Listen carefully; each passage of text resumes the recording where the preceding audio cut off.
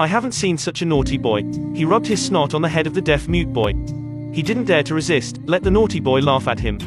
It was not the first time this happened, which made people roar with laughter every time. Even on the school bus, he always got other schoolmates' care. This boy didn't dare to tell his father because his father treated him like this. Add me salt. Salt. Wesley suffered from hard of hearing. There was no one who made friends with him. Today, on the way back home, he saw an uncle who seemed to suffer a very serious injury. Wesley was scared away. He ran back home to ask for help from his father, but there was no one when he came with his father. Not surprisingly, he was scolded by his father. Until the evening, he still worried about the injured uncle. He took a flashlight to find him and saw the uncle in the woods. At this time, he went into a coma. The kind Wesley decided to take him home. Wesley pulled this uncle all the way, it looked so hard.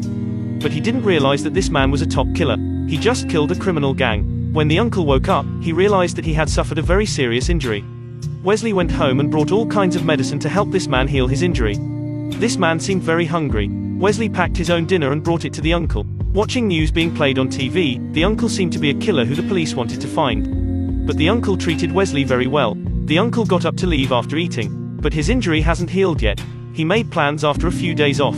Wesley was very happy when someone played with him. He brought toiletries to change his clothes. He came there after school. Seeing the uncle was doing exercises, he also did it. Wesley brought the chessboard to play with the uncle, but Wesley never won this game. He angrily threw the chessboard to the side. But the uncle said, "Because you're deaf. Do you think I'm gonna let you win? You'll let me win." The uncle asked Wesley, "Why do you always have snot on your head?" Wesley said that there were always some naughty kids who bullied him. The uncle broke the boy's piggy bank, picked up a lot of coins and stuffed them into the thermos mug, finally put it in the backpack. He asked Wesley to do it. But Wesley wouldn't, he just tapped it lightly. The uncle let him try again. Wesley still couldn't do it after a few times. The uncle was angry. Again. "Kick, come on. What's wrong with you? I can't push around. Do you like being made fun of? Do you like going home with his snot on your head? Stop acting like such a goddamn pussy and swing that thing like you mean it."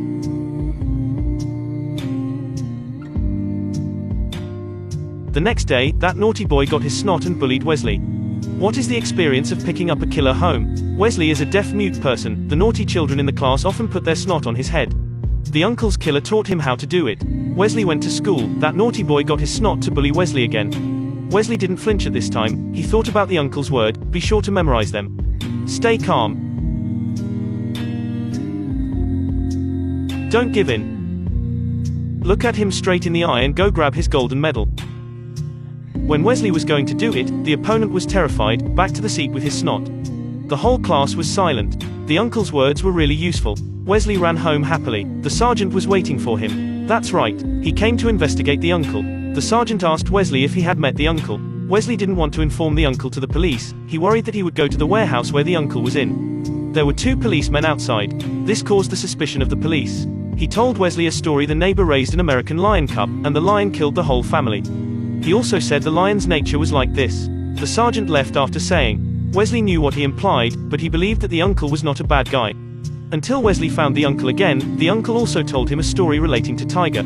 The uncle killed the tiger with his own hands. Since then, no tiger dared to provoke him. Wesley listened carefully to this story. Time flew, the uncle's injury was almost healed. They were playing ball this day, but there was something strange which happened outside the window. It turned out to be the police. He was patrolling. Fortunately, there was no danger. In the evening, Wesley came back home. His father drunk and questioned Wesley, "Where have you been sneaking away these days? Do you hate me, the person who gave birth to you?" Wesley said nothing. He didn't know how to answer. The next day, Wesley's eyes were swollen. The uncle was worried when he saw this. "Are those naughty kids doing it again?" Wesley didn't answer. He just turned and left silently. Coming back home, his mother was distressed when she saw Wesley, but his father defended himself. "I didn't do it on purpose." The uncle in the warehouse finally understood this. He was the father who drank all day. He was completely angry now. "You dare to touch my savior. This also means hitting my face." In the evening, Wesley's father went to the bar to buy wine. Just came out of the bar, the uncle appeared. "Can I fueling help ya?" The next day, Wesley's father had to be in the intensive care unit. He was beaten up seriously. Wesley found the uncle. Both of them drank soda and chatted together. The uncle said that he had a daughter and grazing land. "I will take you away." This scene in the evening, Wesley dreamed that. He was so happy. The next day, Wesley went to the hospital. He saw the FBI took the uncle's picture. He found Wesley's father to identify it. And the uncle also said to Wesley that it was a bit strange around these 2 days. He planned to go tomorrow night. This boy called Wesley that he was born deaf. Hearing aids allowed him to listen to the sound of the outside world. And this naturally became the object of the schoolmates' fun. The uncle was a top killer. Wesley found the uncle who was on the verge of death on the snow. Wesley took him home and saved his life. Wesley's father bullied him, the uncle beat him. He decided to leave this evening. Wesley agreed to leave with the uncle. He went back and packed his favorite things. Wesley found his mother, he hugged his mother reluctantly, and finally took a look at his sister.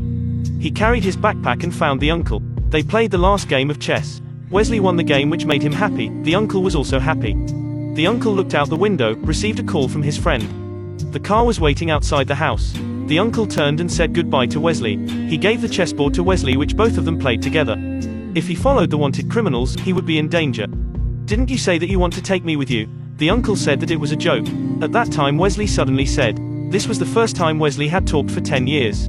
We can see that Wesley didn't want to let the uncle go. Except for his mother, he was the first person who wanted to be a friend with Wesley. The crumbled Wesley hugged his uncle and cried bitterly. The uncle knew that he couldn't take Wesley away. It would hurt him, so he could only push Wesley away. "Get out of me."